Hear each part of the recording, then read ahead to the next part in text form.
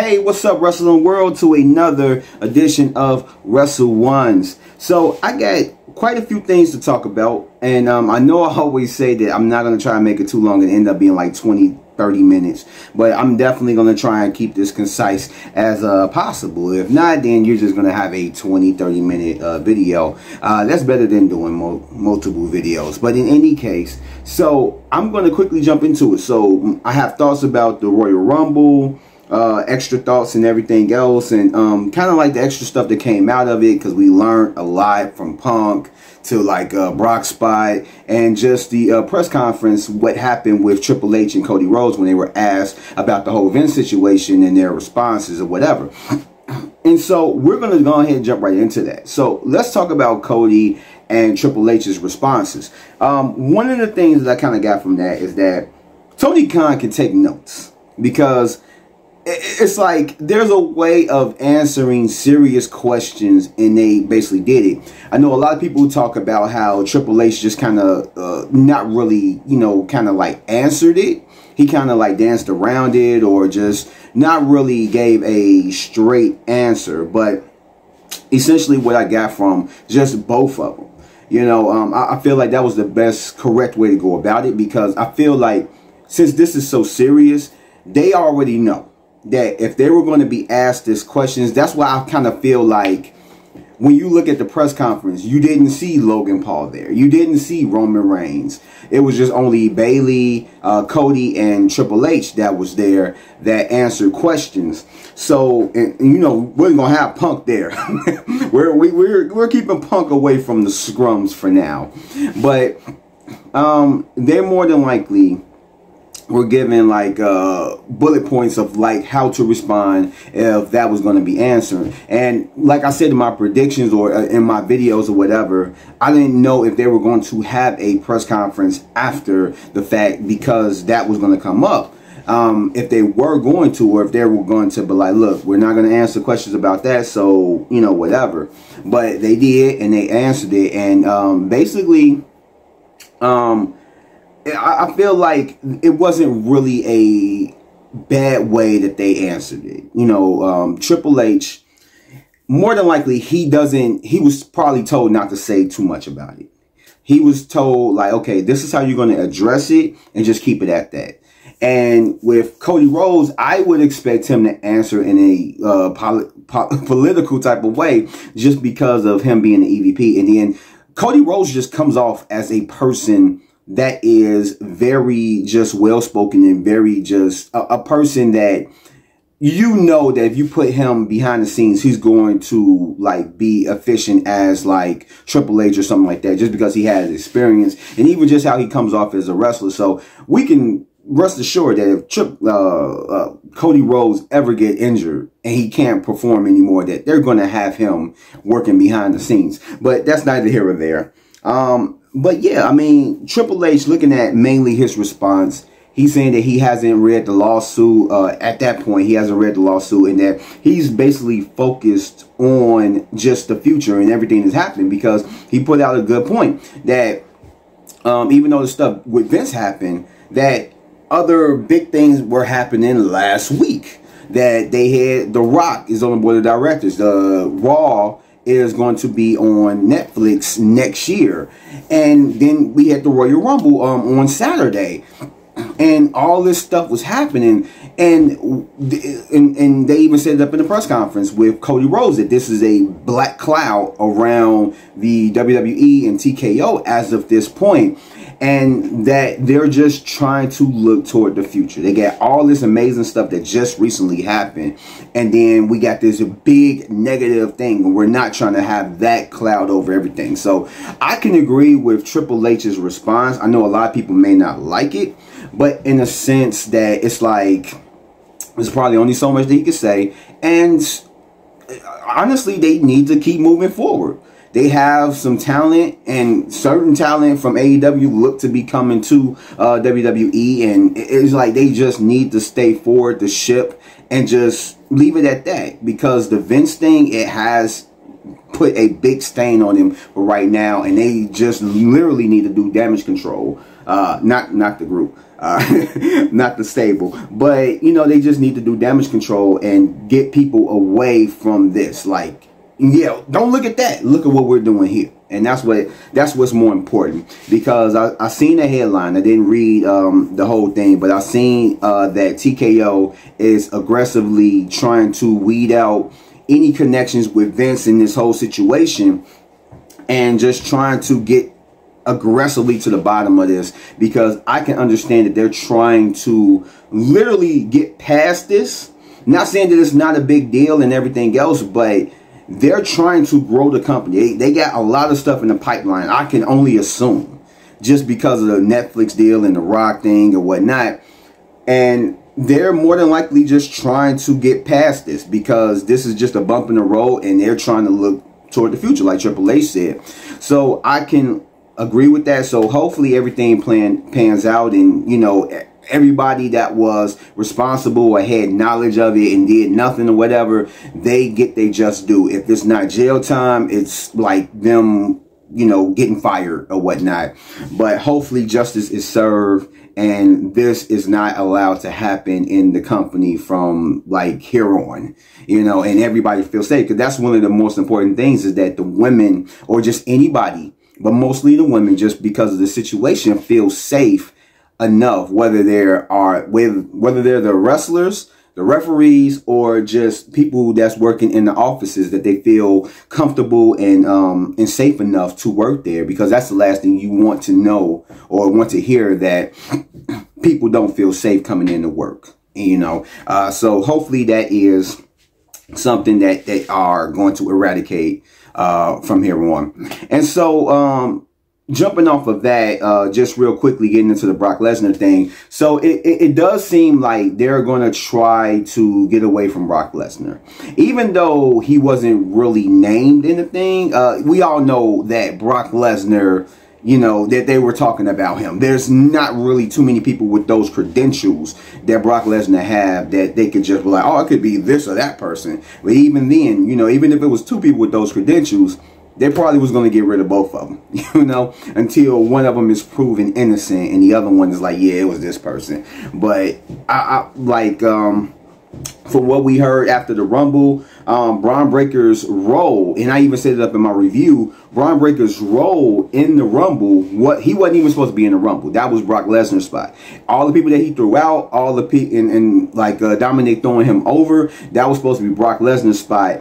And it was supposed to lead to a match with Dominic at the Elimination Chamber, which was more than likely going to lead to a match with Gunther at WrestleMania. And so because of these allegations right before the Rumble, that stuff is not going to happen.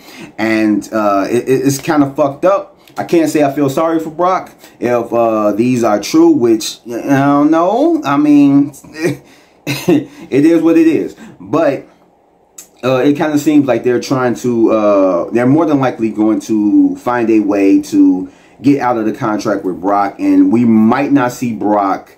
If he is under contract still for the rest of this year, we're probably not going to see him. Or they're probably going to try to break the contract in some way, shape, or form. That way they can literally wipe their hands with it. Which I can see them possibly trying to do that, rather than keep him on, like, whether keeping him contracted to the company, just because they want to try to wash their hands with this and get this out the way, so that they can build it up and get it away from the whole Vince McMahon thing. And that would be one of the steps to doing that.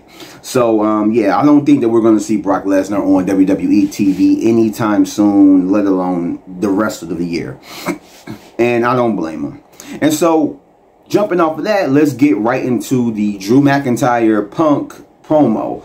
I really did like it. Like, if you've watched my vlogs, or, you know, my Wrestle Ones videos, you will see that I am a big fan of Drew McIntyre as of right now. I feel like it has been an injustice for, like, Drew McIntyre as of right now, with him, like, not coming back until they got something for him. They had something for him, and it worked for him. You know, he was kind of like the guy turning into a heel, but still face or whatnot, but more of an asshole or kind of like doing dickish moves or whatnot. And it seemed like they were building up to him eventually taking the belt from Rollins until Punk came in, and that it took that away. And we were looking at Punk Rollins for WrestleMania. Whether or not he was going to win the Rumble, they still were going to build to that some way, shape, or form or whatnot. And so with now that we're hearing that Punk, during the, Rumble, that he was injured during the Future Shock DDT performed by Drew McIntyre to him, that he hit his tricep weirdly and I guess you could say re-injured it, maybe, because I don't know if it's the same one that he injured when he was at AEW. But so now with him being injured, and it's so messed up because it was his first time coming back to a WWE in a televised match. He's had matches before with Dominic Mysterio, maybe I think it was 2 or 3, but it was untelevised. And this is his first time back being on a televised match, and it just goes awry. And he will not be at WrestleMania. It's going to take 4 to 6 months to heal up, and he's not going to be able to perform. So he's going to be out, not even given a chance. It is so messed up. Especially with him just now coming back. And it puts into question on whether or not, they're going to really go all in on Punk, because it seems like he is kind of accident prone when it comes to it, just because of what happened in AEW. The times that he's gotten injured after winning the title, I think both times. And it doesn't look good for Punk. Maybe something might need to change. Health-wise, maybe, I don't know, whatever it is. But so Punk came out, he addressed the crowd and was letting everybody know that he is injured, he won't be making it to WrestleMania, that he's going to rest up. We had an interaction with him and Drew, and it was great. The first time they had a face-to-face, I don't even think I got a chance to talk about it on here, but I loved it. I love the mic work that Drew has been given, whether it's him and goddamn it, him and Punk, or if it's him and Rollins or whoever. Drew has been killing it, and that's why I've been such a fan of Drew. And so he basically, in storyline, basically just said that he did it on purpose. This is something that he prayed for, and it happened. And then we had a interaction saying that Punk, once he get healed up, he's going to come straight after him. And then we had the little interaction where he tries to swing at Punk. Punk ducks, starts to get the better of him, but eventually Drew ends up dropping him. And he steps on his tricep, and when he's holding his head down, saying "scream for me," that's when Sammy comes out, and everything goes from there. But yeah, I mean, with this happening, I know a lot of people is for Gunther going against Rollins, because we all know, let's just get it out the way, we all know that Cody is not going to go after Rollins. He's not going to pick Rollins to fight at WrestleMania, despite the promo, which was a really good promo, but I'm gonna get to that later. So a lot of people are gunning for Gunther to go and challenge Rollins, or be able to go against Rollins, but I feel like this is opening the door for Drew McIntyre. I feel like that's the only logical way to go. Gunther already has, for lack of a better term, his own story, and I feel like somebody else, he can go another path with that. He doesn't necessarily have to go through Rollins. I feel like this is just only for one person, and it's Drew McIntyre. And that's not even just bias aside. Like I've said before, they were building up for him to possibly, and this isn't something that I read that this is confirmed, but just in the way they were building him up, you can tell that they were more than likely having it to be eventually him taking the title off of Rollins before Punk was re-signed. And so this is a great chance for them to do it. And like I've said before, WWE is in an awesome position that if Rollins couldn't make it to Mania and Punk couldn't make it to Mania, you have other big name talents that you can put in that slot. And so, since it seemed like Rollins is going to be able to make it to Mania, the only other person that I can see putting him against is Drew McIntyre, and Drew McIntyre taking it. That's where I hope that they take it. That's where I feel like they should take it, and that's what I feel like should happen. No Damian Priest cash in. Just literally, you can have it to where he almost about to cash it in, but he fucks up again or whatever. But I feel like Drew, this is his time. He should be in the match. And it should be Rollins versus Drew for the World Heavyweight Championship. But other than that, I liked the promo. I liked where it was. And I am looking forward to when Punk comes back and the whole Drew thing. And just speaking on the contract, for what I understand, Drew hasn't re-signed. And I feel like that would be a way to have him re-sign, is that if they say like, yeah, okay, so now you're going to be in the main event at WrestleMania. And I feel like that's going to be the selling point for him to re-sign for another contract. So I feel like within the next few weeks, month or so, we're going to hear about Drew McIntyre re-signing and maybe plans for him to, you know, go against Rollins at WrestleMania. But getting into the Rollins-Cody ordeal, Rollins, like, this is something actually pretty decent. It was pretty different. Well, pretty different. It was very different from what we would normally see. We will probably see like, if you fight me, then if you pick me, then I'm gonna whoop your ass, and everything else. But Rollins came out and he's trying to persuade Cody from officially choosing Roman and choosing him, because like he's trying to. And I like what they did, because everybody looked at the title that Rollins hold, the World Heavyweight Championship, as a consolation championship, which you could kind of look at it that way. But essentially, he's trying to make it mean something. He's trying to make it something. That's why he's been calling himself the workhorse. He's been taking up any challenges, which I was with that, because like I wasn't mad at him going against what's his name, Jinder Mahal, because it made sense for Rollins' character. He's taking on any challenges from anybody, and he's going to get in there and he's going to prove that he deserves to be in that spot. And so you have this man trying to persuade the Royal Rumble winner to fight him at WrestleMania rather than deter him from fighting him.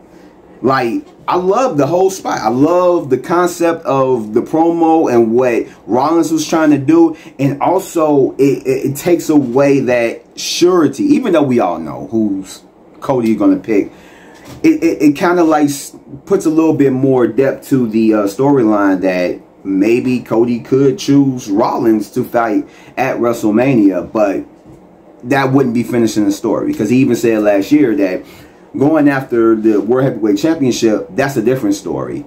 The story he needs to finish is with the WWE Championship, which it does have to have, I feel, Roman attached to it. It doesn't have to, but because of last year, it's kind of like intermingled.